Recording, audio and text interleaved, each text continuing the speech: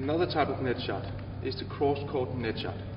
It's a very deceptive shot, but you have to choose the right moment to use it, as you'll expose most of your court when the shuttle passes the net in a wide angle. When you do a cross-court net shot, you will approach the net in the exact same way as when you do a normal net shot. That means you will have your arm in front of your body, high positioned, but instead of having a straight line through your wrist and racket, you will have to try to bend slightly in your wrist, making an angle of about 30 degrees. So this is your starting position of a cross-court net drop. When the shuttle approaches the racket, what you want to do is you want to keep the racket at the same relative position as you lower your elbow, like this. This will make the racket head go from a horizontal position to a nearly vertical position. The last bit of the movement is where you try to bend your wrist backwards at the same time as you tighten your fingers. And if we get specific, it's especially the little and the ring finger.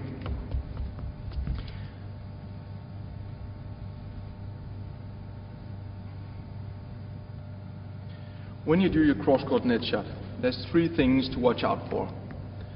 The first thing is, don't rotate in your wrist. If you rotate in your wrist, it will tend to pull the racket either too much up or to pull it too much down, which will tend to make the shuttle go too high on the net or will tend to pull the shuttle into the net. So what you want to do is you want to keep your racket head parallel to the net. The other thing is, it's very important that you bend backward in your wrist. Doing so, you will keep your racket head parallel with the net, but when you do it, you will feel that you shoot the shuttle slightly backwards, and this will make the shuttle go tight on the net. The third thing is, it's very important to have a short movement and a clear stop. Having a short movement and a clear stop will give more consistency to your stroke and will make it even more deceptive.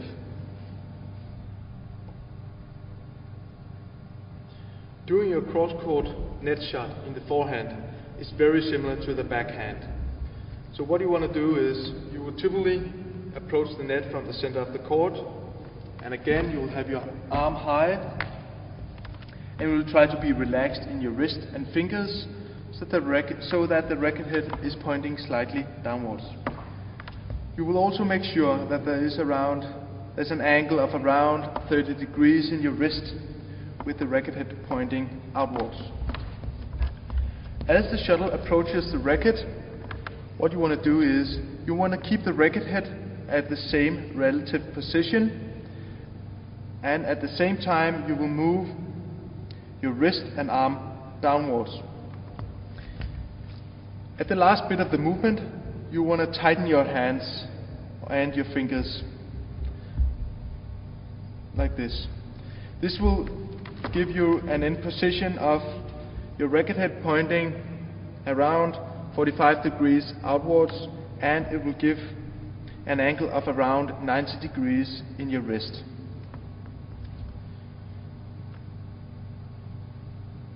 Doing your cross-court net shot, there's a couple of things to keep in mind.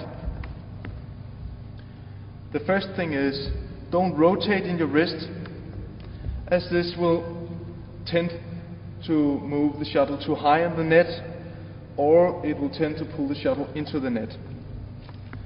The second thing is, make sure that it's a very short movement and that you have a clear stop.